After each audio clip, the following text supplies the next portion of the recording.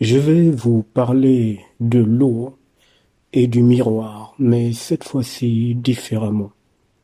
Alors, écoutez ceci.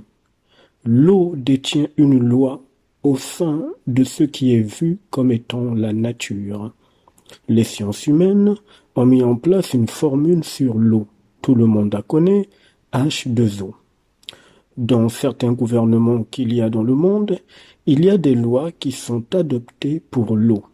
Les enfreindre entraînent automatiquement des conséquences juridiques.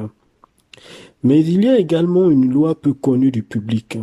Cette loi est occulte. Elle concerne les miroirs.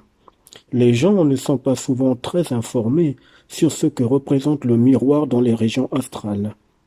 Les miroirs ont également une loi, parce qu'un miroir, c'est de l'eau solidifiée. C'est pour ça qu'un miroir n'a pas d'odeur, tout comme l'eau. Un miroir permet de voir son reflet, tout comme l'eau d'une rivière vous permet de voir votre reflet. Un miroir est un passage dimensionnel occulte, exactement comme l'eau est un passage dimensionnel occulte. Les gens ne se demandent pas pourquoi depuis quelques années, les miroirs ont envahi les logements, les salles de bain, les chambres et autres endroits dans un logement, y compris même dans certaines entreprises ou bureaux. Bien évidemment, on retrouve également des miroirs dans des hôtels, dans des chambres d'hôtes, etc., etc. Dans certains milieux de la nuit, dans certaines pratiques occultes compliquées, le miroir permet à certains humains ayant quelques capacités invisibles, voire occultes, de transiter par les miroirs afin d'arriver chez un individu. C'est pour ça que par prudence ou par précaution, les gens évitent de laisser des miroirs dans leur chambre. Lorsqu'un humain est devant un miroir pour des raisons quelconques, la loi du miroir se déclenche automatiquement, c'est-à-dire la loi de l'inversion. Il y en a qui vont même jusqu'à parler devant leur miroir, pour se donner du courage ou pour s'admirer. Dans d'autres cas, c'est pour émettre des vœux, ou bien pour essayer de voir une partie de leur corps. Bref, j'en passe. Et vous savez ce que les gens font devant leur miroir. Lorsque vous parlez devant un miroir pour une raison quelconque, à qui parlez-vous? Êtes-vous certain ou certaine que vous n'êtes pas écouté? Qui avez-vous invité autour de vous en vous mettant devant votre miroir et en vous mettant à parler devant ce miroir? Selon vous, vous parlez à qui? À vous-même? Qui vous a dit que vous êtes seul quand vous êtes devant un miroir? Le miroir est un passage dimensionnel qui est constamment ouvert. Son rôle officiel est de vous envoyer un reflet de vous. Mais savez-vous quel est son autre rôle occulte? Si vous parlez de vos projets devant un miroir ou même de vos idées, vous êtes écouté par des forces compliquées. Elles vont s'arranger pour que vous ayez l'inverse de ce que vous dites devant le miroir ou de ce que vous acceptez comme pensée devant le miroir, parce que tout est inversé. C'est une loi occulte. Le miroir, c'est de l'eau solidifiée. Ce n'est pas pour rien que l'on appelle ça une glace. Une glace, c'est de l'eau. Dans cette planète, tout est symbolique. Puisque l'humain a réussi à se laisser convaincre que l'eau, c'est la vie, vous comprenez que devant un miroir, ce sera donc l'inverse qui va se manifester tôt ou tard dans votre existence. En effet, quand l'humain dit que l'eau c'est la vie, il valide simplement le fait que l'eau c'est la mort. Par effet d'inversion, par effet miroir. Et d'ailleurs, si l'eau était la vie, pourquoi elle tue? Pourquoi les gens meurent noyés?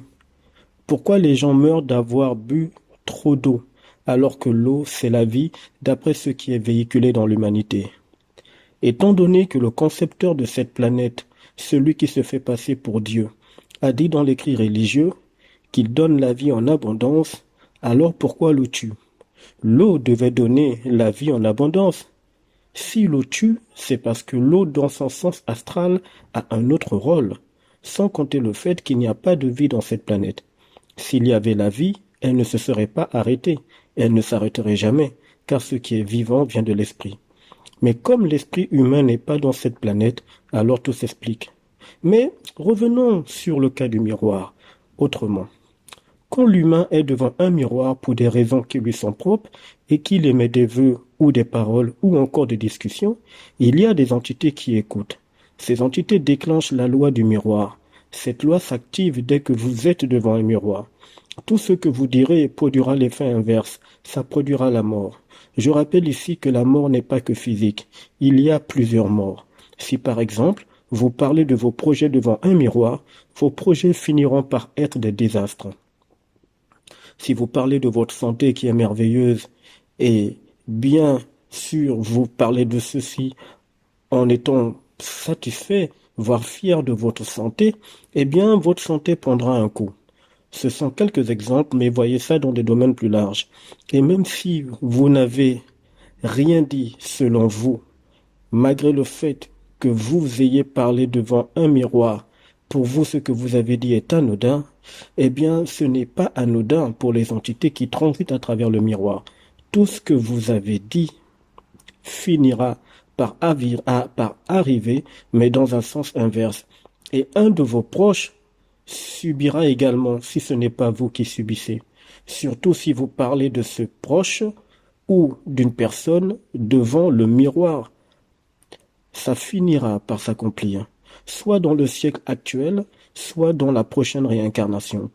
Parce que le miroir est un passage dimensionnel et que les entités qui transitent par ce passage sont anti-hommes. C'est comme si vous étiez dans une rue remplie de monde et que vous vous mettiez tout d'un coup à parler de vos projets, de vos envies, de vos idées, etc., etc. Et le tout à haute voix. Les gens vont entendre ce que vous dites. Vous donnez des détails sur vous. Ces gens, aux intentions douteuses, pourront aussi écouter, retenir des informations importantes sur vous. Et ces gens-là pourront agir contre vous. Eh bien, il en est de même quand vous êtes devant un miroir. C'est le même principe. Sauf que là, vous ne voyez pas le flux d'entités qui vont et viennent par le miroir. Ces entités entendent très bien. Et comme elles sont anti-hommes, elles vont vous faire ce qu'il faut pour que vous subissiez la loi du miroir. Il faut savoir que cette loi occulte, tout comme les lois occultes de l'astral démiurgique, n'ont aucun effet sur un humain qui est en connexion avec son double, à savoir avec son propre esprit. Un humain en connexion avec son propre esprit n'est plus soumis aux lois planétaires occultes. Il est souverain. Il est un roi universel. La puissance de son esprit fait en sorte qu'il est constamment dans le réel. Il n'est plus soumis à la loi de l'inversion ou à toutes sortes de lois. Il devient un roi extrêmement puissant, respecté et craint dans les plans. À plus tard.